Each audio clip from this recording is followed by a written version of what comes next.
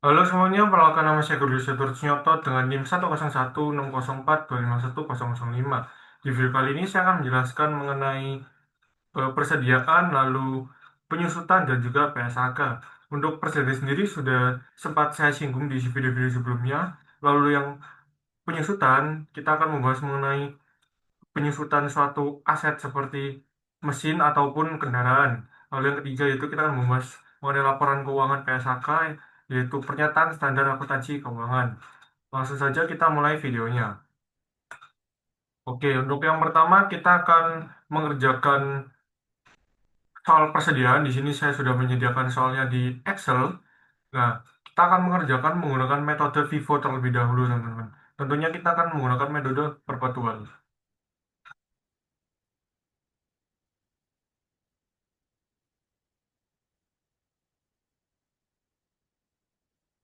Saya akan membuat dulu template eh, untuk mengerjakan Vivonya, teman-teman.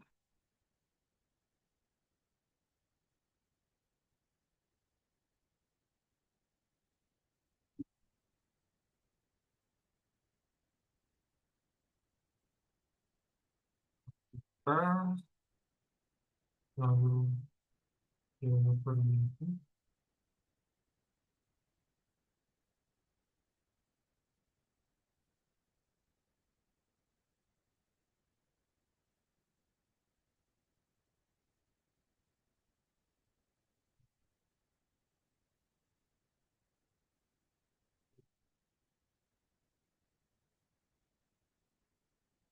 Oke, lalu kita buat tabelnya, teman-teman.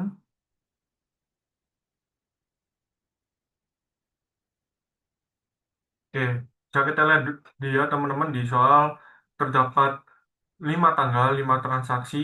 Untuk tanggal yang pertama yaitu tanggal 1 bulan Januari, transaksinya tertulis persediaan awal dengan kuantitas sebesar 100, lalu harga satuannya 10.000 dengan total 1 juta.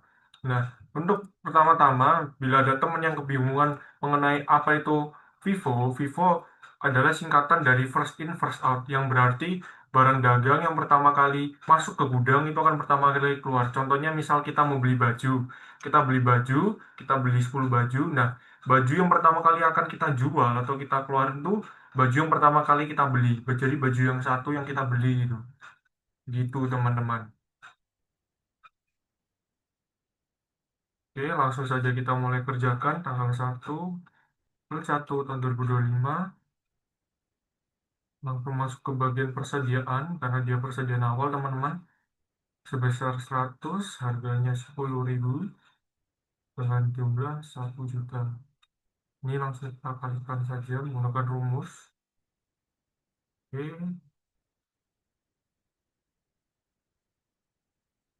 kita jadikan counting biar lebih rapi, teman-teman. Nah, oke. Selanjutnya yaitu tanggal 5 bulan 1 tahun 2025. Melakukan pembelian. Pembelian sebanyak 200, biaya per unitnya 15.000. Itu jumlah, kita langsung kalikan saja. Oke.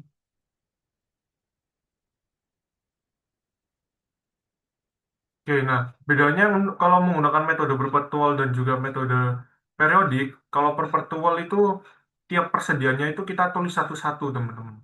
Kalau periodik langsung kan. Bedanya kalau perpetual itu kita tulis satu-satu. Nah, ini kita tulis ulang, kita copy, lalu kita masukkan yang ini, teman-teman. Begitu, kita tulis satu-satu, teman-teman. Oke, kita lanjut ke soal berikutnya, yaitu tanggal 10 tahun 2025, kita melakukan penjualan. Kalau melakukan penjualan, kita juga perlu hitung HPP-nya terlebih dahulu, teman-teman. Kalau melakukan penjualan, kita menjual sebesar 150, biaya per unit. Ini kita pinjamkan dulu. Oke. Per unitnya, karena kita menggunakan metode FIFO, kita pakai yang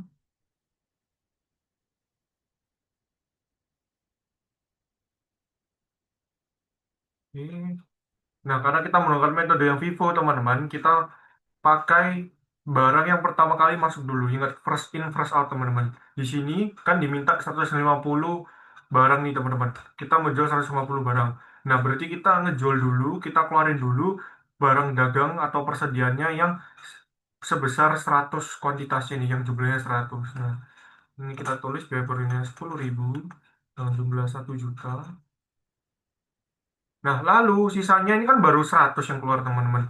Kurang 50 kan. Nah, kita tulis 50 dari yang 200 ini, teman-teman. Dari yang per kuantitasnya 200.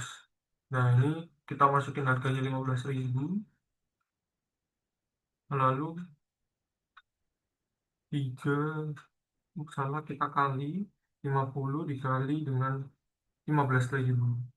Nah, oke, ketemu 750.000 rupiah, teman-teman.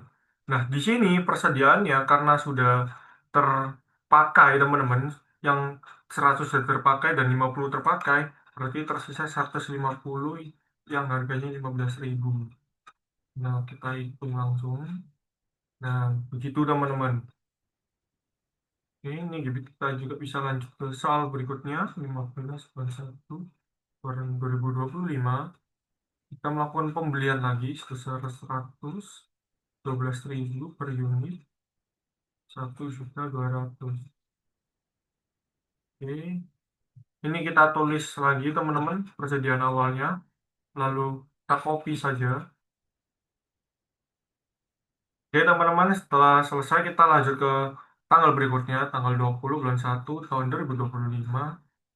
Nah, kita melakukan penjualan 180. Nah, kita pakai dulu yang pertama kali, ada sejumlah 150 kita pakai, lalu 15.000 per unit biayanya dengan jumlah kita kalikan.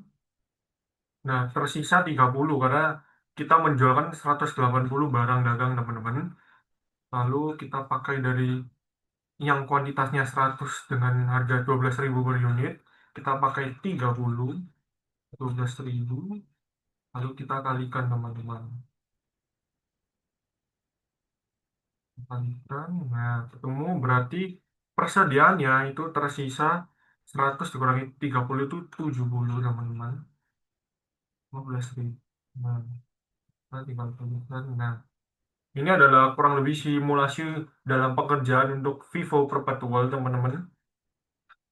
Setelah kita selesai mengerjakan semuanya, ini saya hapus dulu tabelnya karena kelebihan, teman-teman.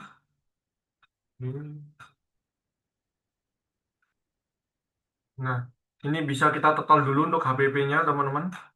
Dengan sum, kita totalkan.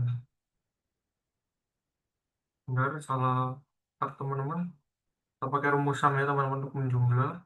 Nah, setelah kita ketemu jumlah HPP-nya ini, kita juga bisa menghitung laba netonya dari penggunaan Vivo Perpetual ini, teman-teman. Nah, tulis kita lihat dari penjualannya kita, lalu HPP, lalu baru ketemu laba bruto. Nah, di sini kita bisa melihat dari soal, teman-teman, dari penjualannya, kita pilih tanggal-tanggal yang kita mau transaksi penjualan, kita pilih tanggal 10, lalu ditambah dengan tanggal 20. Kita enter, lalu kita masukin yang HPP-nya. Jangan lupa di minus, teman-teman, kalau HPP kita minus, lalu kita totalkan, teman-teman. Nah, di sini ketemu laba brutonya, teman-teman. Laba bruto itu eh, ketemu dari hasil penjualan dikurangi dengan hasil HPP-nya, teman-teman. Oke, lalu selanjutnya kita akan mengerjakan menggunakan average, teman-teman. Kita menggunakan metode average. Average per bulan.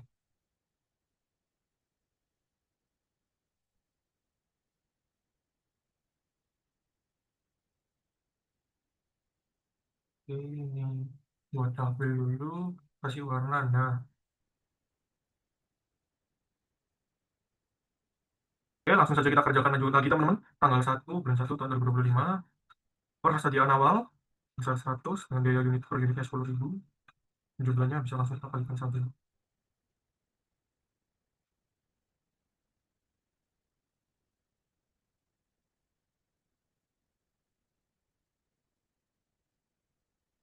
Bentar, saya akan menggunakan format accounting dulu teman dan rapi. Oh ya, yang ini saya ganti dulu.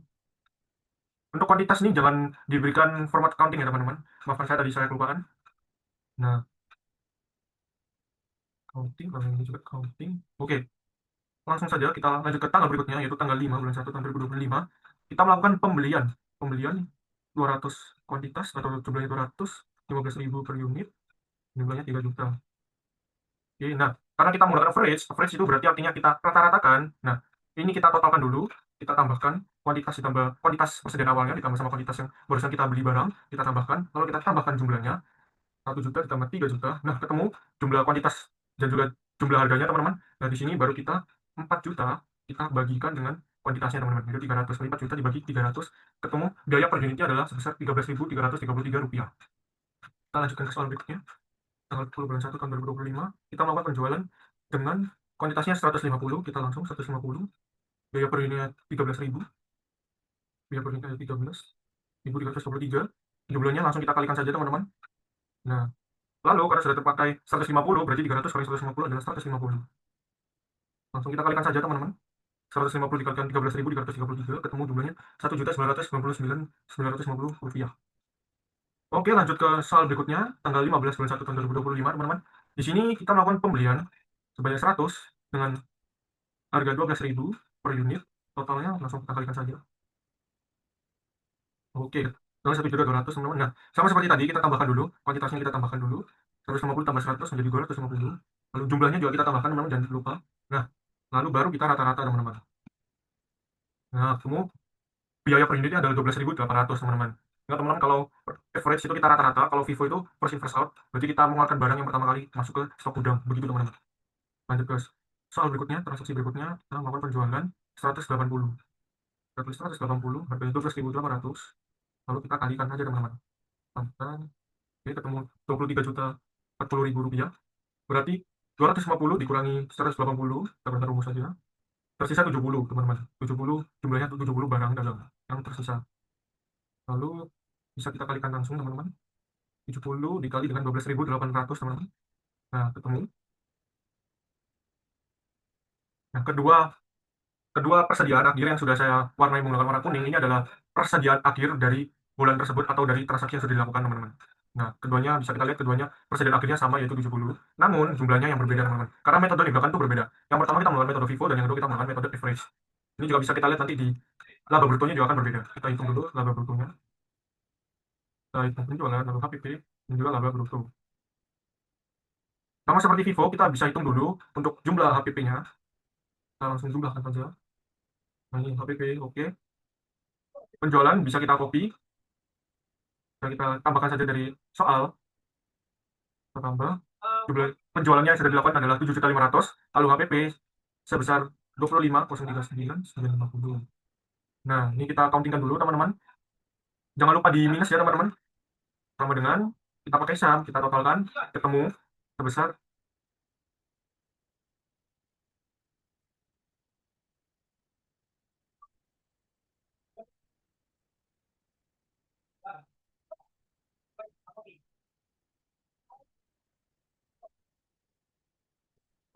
Weh, weh, besok, besok, Cok, rekam, Cok. Oke, maafkan saya, ternyata saya ada kelebihan menulis 0 di bagian HPP biaya per unit. Nah, ini baru benar jumlah PP-nya. Setelah sudah sebesar 4 juta, teman-teman, HPP-nya, lalu kita masukin saja HPP 3.950. Jangan lupa di minus, teman-teman. Nah, setelahnya bisa kita langsung totalkan saja biar ketemu laba bruto. Oke. Tapi kita lihat, teman-teman, laba bruto menggunakan metode average dan juga FIFO itu hasilnya berbeda, teman-teman. Jika kita menggunakan metode FIFO, ketemu laba brutonya adalah 3.140.000, sedangkan kalau kita menggunakan metode average, akan ketemu sebesar 3.196.050 rupiah juta, teman-teman. Begitu.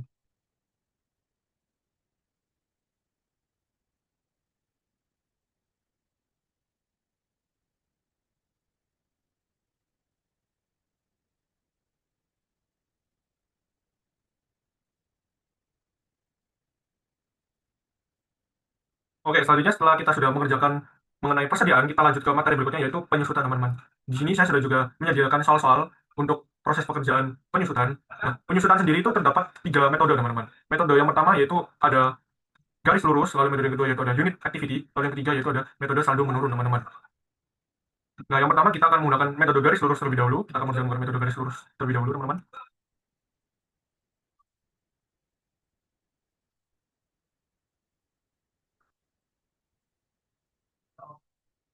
Nah, di sini dapat kita lihat, teman-teman, sudah ada simulasi penyusutannya juga, yang dimana PT Sejahtera membeli mesin produksi pada tanggal 1 Januari tahun 2025 seharga 12 juta dengan umur ekonomi 10 tahun dan nilai residunya adalah 2 juta, teman-teman. Nah, dapat kita hitung dulu. Nilai bukunya adalah besar 12 juta,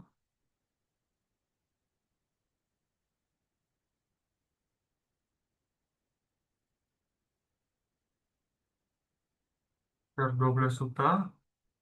Lalu nilai nilai residunya adalah 2 juta, sebesar 2 juta dengan umur ekonomisnya adalah 10 tahun, teman-teman.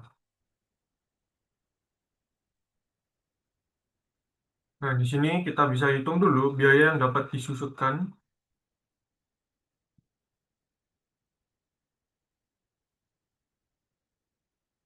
Untuk biaya yang dapat disusutkan itu dapat kita hitung dengan nilai buku. Nilai buku itu harga beli awalnya, teman-teman, sebesar 12 juta, kita kurang dengan nilai residunya, teman-teman, 2 juta.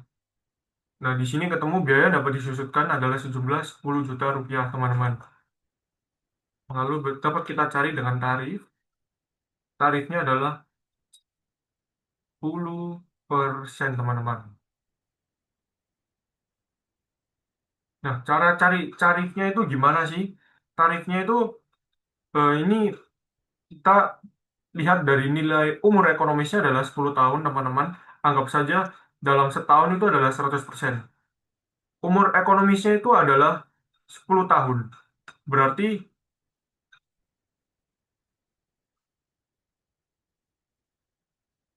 nah, untuk mencari tarif sendiri itu bagaimana sih, teman-teman? Dapat kita hitung dengan melalui cara kita lihat dulu umur ekonomisnya adalah 10 tahun, teman-teman. Anggap saja dalam 10 tahun ini adalah 100%. 100% ini kita bagikan dengan 10 tahun. 10 tadi karena umur ekonomisnya adalah 10, yang dimana 100 dibagi 10 hasilnya adalah 10. Berarti tarifnya adalah sebesar 10%, teman-teman. Begitu, teman-teman. Oke, langsung saja kita membuat untuk template pengerjaan menggunakan metode garis lurus. Oke, yang pertama ada tahun, lalu ada biaya yang dapat disusutkan. Ini kita perpanjang dulu, teman-teman. Lalu ada tarif, lalu ada beban penyusutan,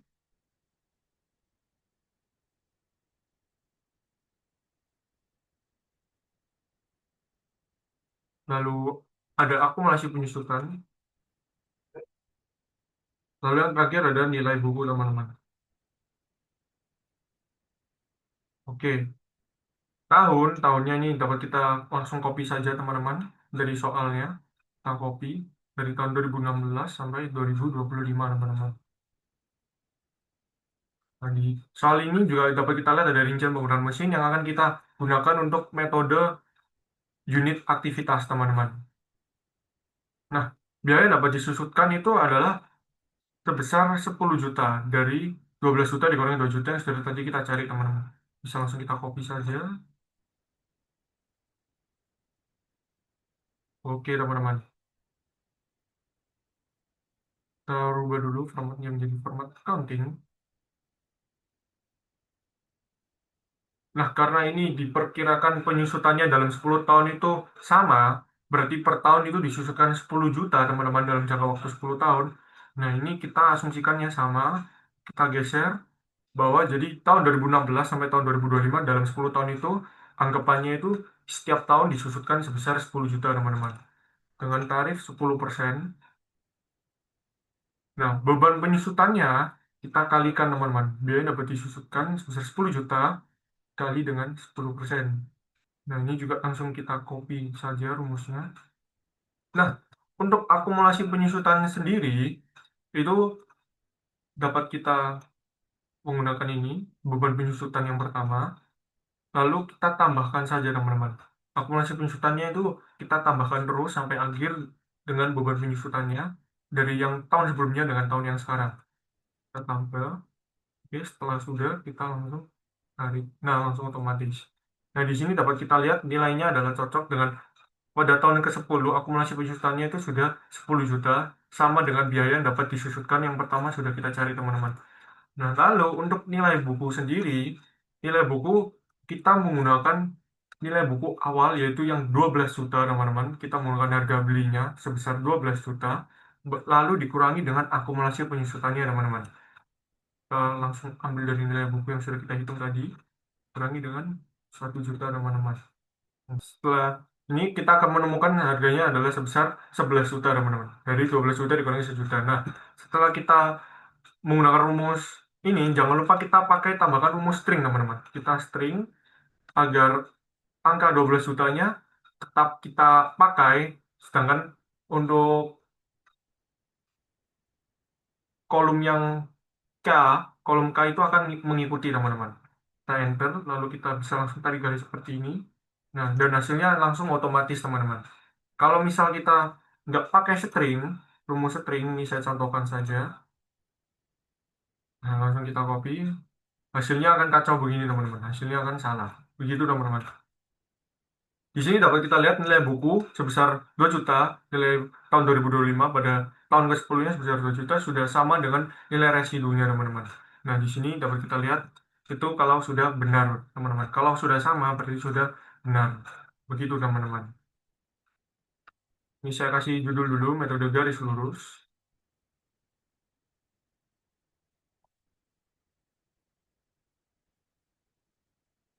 Nah, begini teman-teman. Nah, oke, selanjutnya teman-teman, kita akan menggunakan metode unit of activity. Kita seperti biasa, kita tentukan dulu nilai buku dan juga nilai residunya. Lalu umur ekonomis. Nah, di sini kita bisa langsung total unit. Untuk pekerjaannya, kalau unit of aktivitas kita lihat di soal di rincian penggunaan mesin ini teman-teman. Yang tiap tahun aktivitasnya itu berbeda-beda. Kita bisa langsung totalkan saja. Kita sum, kita totalkan, ketemu total unitnya adalah 200.000 teman-teman. Lalu kita bisa cari biaya per unit. Nah, biaya per unit sendiri itu ketemu dari 12 juta dikurangi 2 juta baru dibagi oleh 200.000 teman-teman. Atau biaya yang dapat disusutkan dibagi dengan 200.000 teman-teman. Langsung kita pakai biaya yang dapat disusutkan yaitu 10 juta dibagi dengan 200.000 teman-teman. Nah, biaya per unitnya adalah 50 teman-teman. Kita langsung buat format tabelnya teman-teman untuk pekerjaannya. Metode unit aktivitas.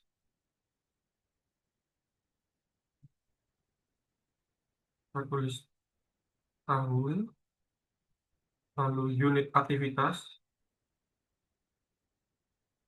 lalu biaya per unit,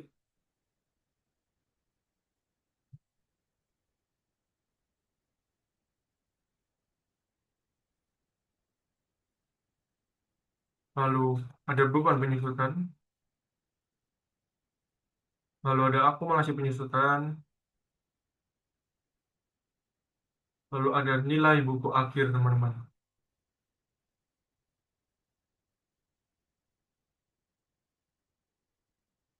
Nah, di sini tahunnya bisa langsung kita copy juga teman-teman. Kita copy unit aktivitasnya yaitu ada unit aktivitas. Kita juga copy ya, dari soal teman-teman.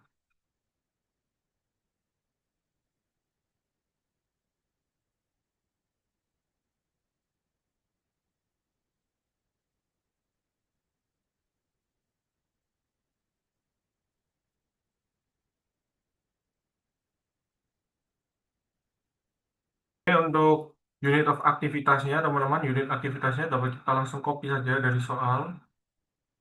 Oke, saya pindah dulu.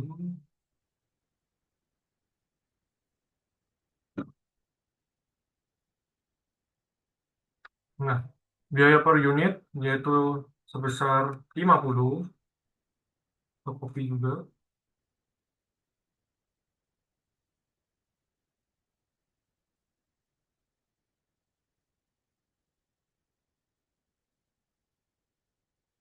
Nah,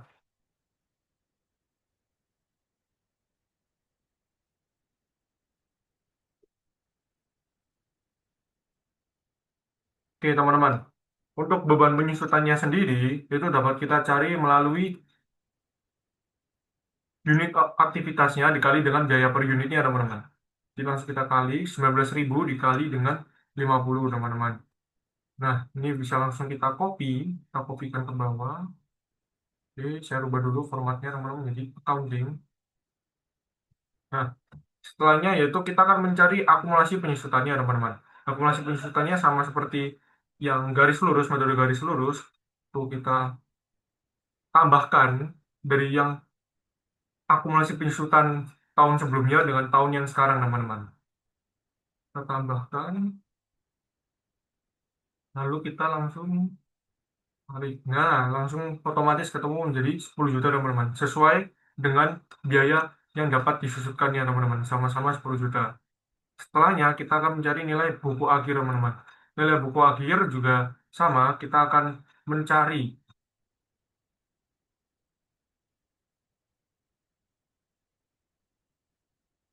Nah, sekarang kita akan mengerjakan nilai buku akhir. Nilai buku akhir caranya juga sama teman-teman. Kita akan mengurangi dari nilai buku awal, yaitu sebesar 12 juta, dikurangi dengan akumulasi penyusutannya teman-teman. Kita kurangi. Lalu jangan lupa kita tambahkan rumus string. Setelah kita tambahkan rumus string, bisa langsung kita tarik saja teman-teman. Langsung otomatis teman-teman. Dapat kita lihat tahun 2025 nilai buku akhirnya adalah 2 juta, sama dengan nilai residunya. Berarti dapat kita lihat hasil pekerjaannya sudah benar teman-teman. Nah, selanjutnya kita akan mengerjakan dengan menggunakan metode saldo menurun teman-teman. Oke, sama seperti yang pertama, kita akan mencari dulu nilai bukunya yang awal berapa hingga tarifnya teman-teman. Kita bisa langsung copy saja dari yang pertama. Nah, tapi kalau bedanya metode garis lurus, teman-teman, dengan metode saldo menurun, berbeda di bagian tarifnya, teman-teman. Untuk saldo menurun, tarifnya itu 2 kali lipat dari metode garis lurus, teman-teman. Berarti tarifnya adalah sebesar 20%, teman-teman. Kita langsung buat saja untuk format pekerjaannya, teman-teman. Metode saldo menurun.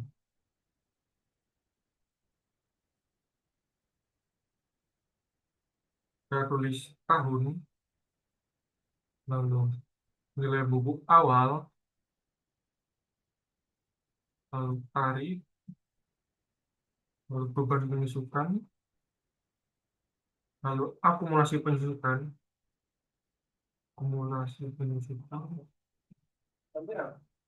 Loh, dewe-dewe cok 12 jam.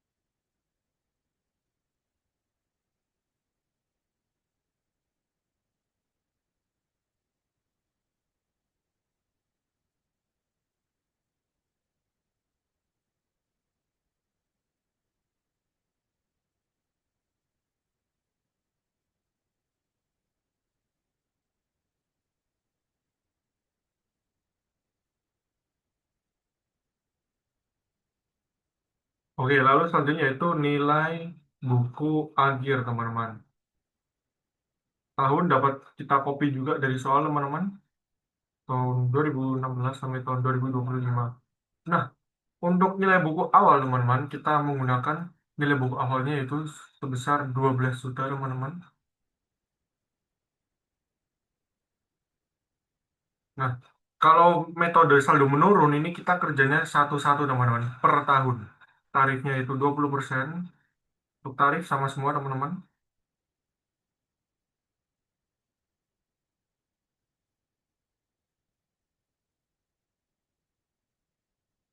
Oke teman-teman. Bentar saya ubah menjadi format accounting dulu teman-teman agar lebih rapi. Oke. Nah, untuk beban penyusutan sama kita kalikan dengan tarif, nilai buku awal dikalikan dengan tarif. Oke, ketemu sebesar 2.400.000 teman-teman. Masuk penyusutan sama nilai buku akhir kita nilai buku awal dikurangi dengan akumulasi penyusutannya teman-teman. Lalu untuk tahun 2017 tahun berikutnya kita menggunakan hasil dari nilai buku akhirnya teman-teman, yaitu sebesar 9.600.000 teman-teman. Setelahnya kita menggunakan cara yang sama, kita kalikan 9.600.000 dikali dengan tarifnya 20%. Lalu akumulasi pensutannya kita tambah dari periode sebelumnya, akumulasi tahun sebelumnya dengan penyusutan tahun ini teman-teman. Tambah. Nah, nilai buku akhir sama nilai buku awal dikurangi dengan beban penyusutannya teman-teman.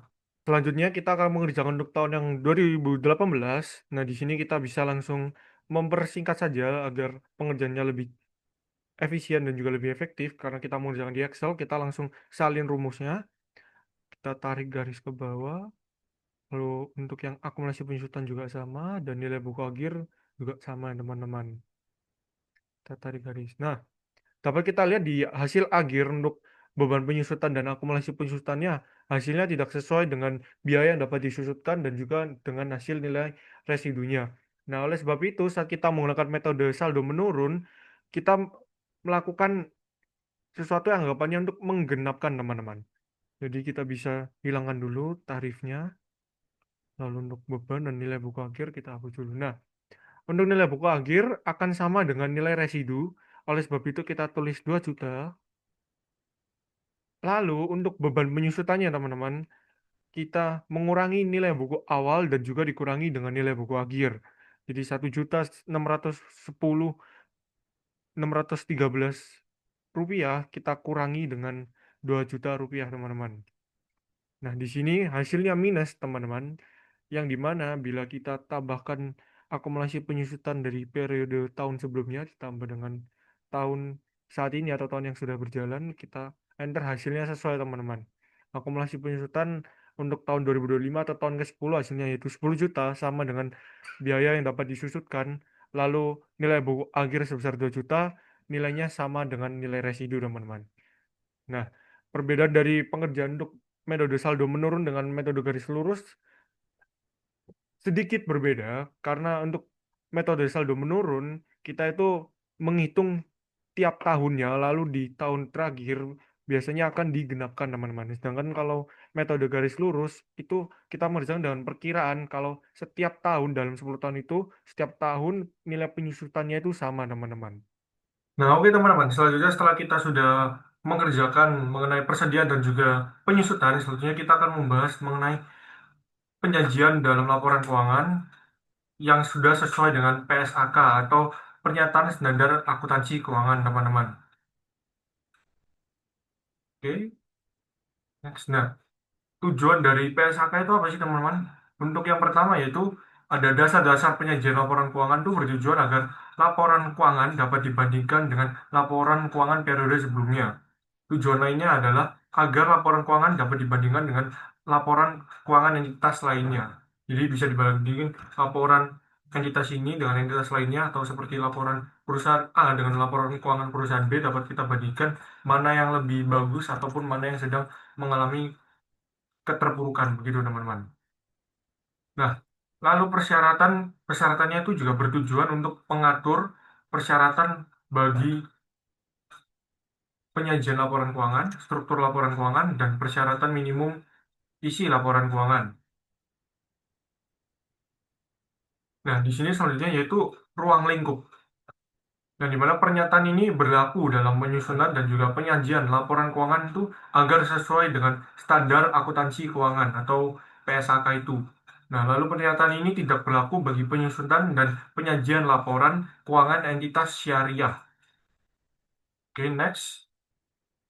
Yaitu laporan keuangan menurut PSAK, teman-teman. Yang pertama yaitu suatu penyajian terstruktur dari posisi keuangan dan kinerja keuangan suatu entitas dari posisi keuangan. Lalu yang kedua yaitu tujuan laporan keuangan adalah untuk memberikan informasi posisi keuangan, kinerja keuangan, dan arus kas suatu entitas. Tentunya informasi tersebut itu membantu pengguna laporan dalam membuat keputusan ekonomi, teman-teman. Contohnya bisa dalam berinvestasi. Nah, isi laporan keuangan itu ada apa aja sih, teman-teman? Yang pertama ada aset, liabilitas, dan juga ekuitas yang sudah sering saya bahas di video-video sebelumnya. Lalu yang kedua ada pendapatan dan beban, dan juga keuntungan dan kerugian. Lalu yang ketiga ada kontribusi dari atau dan distribusi kepada pemilik. Lalu yang terakhir yaitu arus kas. Nah, next adalah komponen laporan keuangan, teman-teman.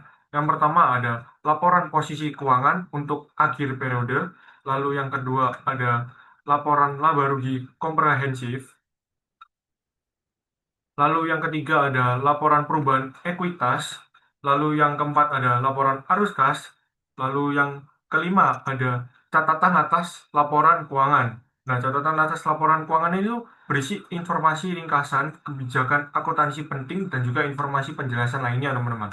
Lalu yang terakhir yaitu yang keenam, laporan posisi keuangan pada awal periode.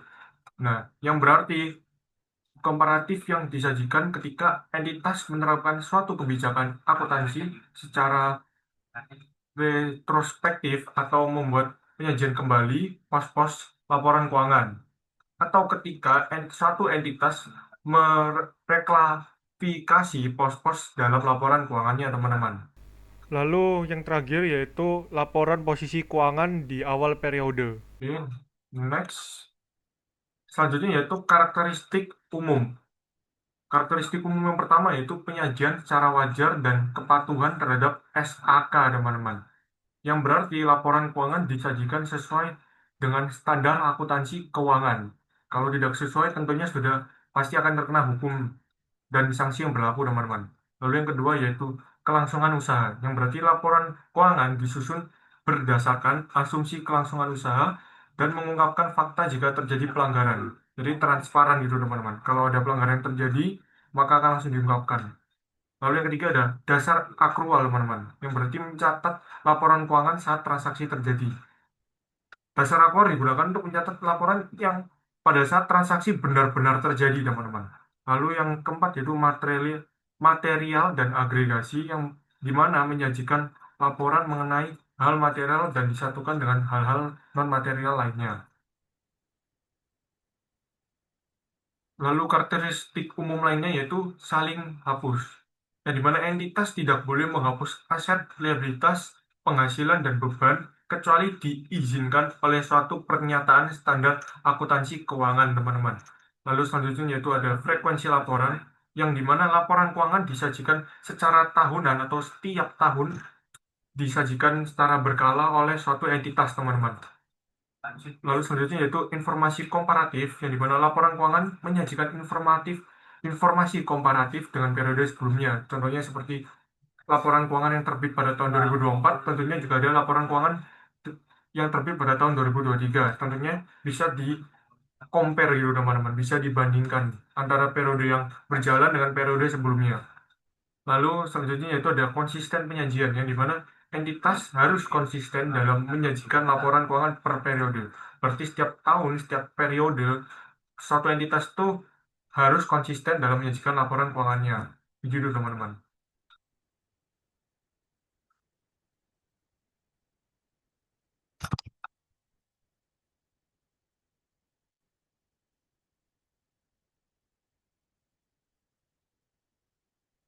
Oke, lalu selanjutnya. Nah, di sini ada laporan posisi keuangan dan beserta contoh perusahaan asli di Indonesia. yang dimana saya mengambil contoh perusahaan dari PT Aspirasi Hidup Indonesia yang sudah TBK tentunya, dan sebelumnya mungkin teman-teman lebih kenal dengan nama PTS Hardware Indonesia. Nah, dulunya PT Aspirasi Hidup Indonesia itu adalah PTS Hardware Indonesia, teman-teman. Nah, di sini ada ketentuan untuk laporan posisi keuangan yang sesuai dengan PSAK, teman-teman. Dapat kita lihat penentuan penyajiannya yaitu aset lancar harus diikuti dengan aset tidak lancar. Dapat kita lihat dari laporan keuangan PT Aspirasi Hidup Indonesia, kita lihat aset lancar diikuti dengan aset tidak lancar di bawahnya, teman-teman. Lalu yang kedua, klasifikasi terpisah yang sudah sesuai dengan PSAK tentunya, yaitu aset lancar diikuti aset tidak lancar. Dapat kita lihat di laporan keuangannya, terbukti kalau ada aset lancar, lalu di bawahnya diikuti dengan aset tidak lancar, teman-teman. Untuk aset lancar sendiri, aset lancar itu adalah aset dengan tujuan untuk diperdagangkan serta diperkirakan akan direalisasikan dalam jangka waktu 12 bulan.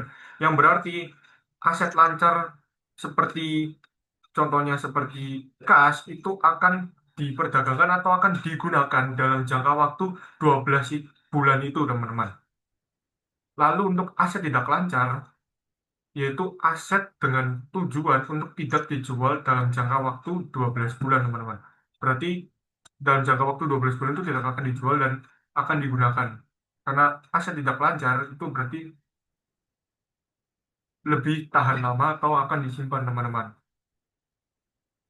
Nah, lalu selanjutnya yaitu kas dan setara kas, yang dimana terdapat kas dan setara kas dalam laporan keuangan. Dapat kita lihat di tulisan bawah aset lancar ini terdapat kas dan setara kas. Nah, semua ini laporan PT Aspirasi Hidup Indonesia sudah sesuai dengan PSAK, teman-teman.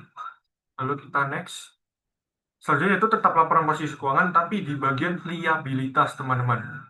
Nah, untuk liabilitas sendiri, urutan penyajiannya sudah sesuai dengan PSAK, yang dimana liabilitas jangka pendek diikuti dengan liabilitas jangka panjang, teman-teman. Yang sudah saya stabilo warna kuning ini, teman-teman, dapat teman-teman lihat. Lalu, klasifikasi terpisah, yaitu liabilitas jangka pendek dipisah dengan jangka panjang. Dapat kita lihat, liabilitas jangka pendek dipisah dengan liabilitas jangka panjang, teman-teman. Lalu liabilitas jangka pendek itu sendiri adalah liabilitas yang diselesaikan dalam jangka waktu 12 bulan setelah periode pelaporan dengan tujuan untuk diperdagangkan juga, teman-teman. Sedangkan untuk liabilitas jangka panjang adalah liabilitas yang tidak diharapkan untuk diselesaikan dalam jangka waktu 12 bulan setelah periode pelaporan, teman-teman. Nah, untuk laporan keuangan PT Aspirasi Hidup Indonesia sudah sesuai dengan PSAK, teman-teman. Selanjutnya yaitu laporan posisi keuangan di bagian ekuitas, teman-teman. Yang pertama yaitu urutan penyajiannya. Ekuitas berada setelah liabilitas. Betul. Di sini dapat kita lihat setelah total liabilitas baru selanjutnya ditulis ekuitas, teman-teman. Lalu selanjutnya klasifikasi terpisah yang berarti kepentingan non pengendali dipisah dengan ekuitas yang dapat diatribusikan kepada pemilik entitas induk. Nah, dapat kita lihat di ekuitas tertulis ada total ekuitas yang dapat diatribusikan kepada pemilik entitas induk dan juga kepada kepentingan non pengendali. Begitu, teman-teman. Dapat kita lihat di yang saya lingkari ini, teman, yang saya gerakkan dari kursor mouse saya. Lalu selanjutnya yaitu atribusi kepada pemilik induk sudah sesuai dengan PSAK juga, yang berarti ekuitas yang berhak diterima oleh pemilik entitas induk setelah memperhitungkan bagian yang dimiliki oleh non pengendali dalam entitas anak. Nah, di sini dapat kita lihat ada kepentingan non pengendali. Lalu yaitu selanjutnya itu kepentingan non pengendali juga sudah sesuai dengan PSAK, yang berarti kepentingan non pengendali disajikan secara terpisah dengan ekuitas yang dapat diatribusikan kepada pemilik entitas induk. Betul. Selanjutnya itu informasi komparatif sesuai dengan PSAK, itu informasi komparasi dengan periode sebelumnya. Dapat kita lihat di laporan keuangan yang saya ambil ini tanggal 31 Desember tahun 2024, dan di sebelahnya terdapat periode sebelumnya, laporan keuangan periode sebelumnya, yaitu tahun 2023 dengan bulan yang sama juga di akhir periode. Nah, dapat kita lihat dengan adanya periode tahun 2024 dengan periode tahun sebelumnya yaitu tahun 2023, kita dapat membandingkan, teman-teman. Begitu. Selanjutnya yaitu laporan laba rugi, teman-teman. Yang pertama yaitu ada penyajiannya, yang dimana memasukkan unsur laba komprehensif. Di sini dapat kita lihat dari laporan keuangan laba rugi sudah sesuai dengan PSAK, teman-teman.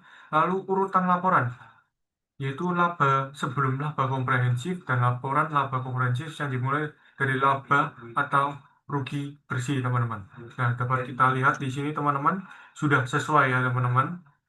Lalu selanjutnya yaitu atribusi kepada pemilik induk, yang berarti ekuitas yang berhak diterima oleh pemilik entitas induk setelah memperhitungkan bagian yang dimiliki oleh non pengendali dalam entitas anak, teman-teman. Selanjutnya yaitu ada minimum line item. Apa itu minimum line item? Yaitu terdapat pendapatan, beban-beban usaha, beban keuangan, dan juga laba komprehensif.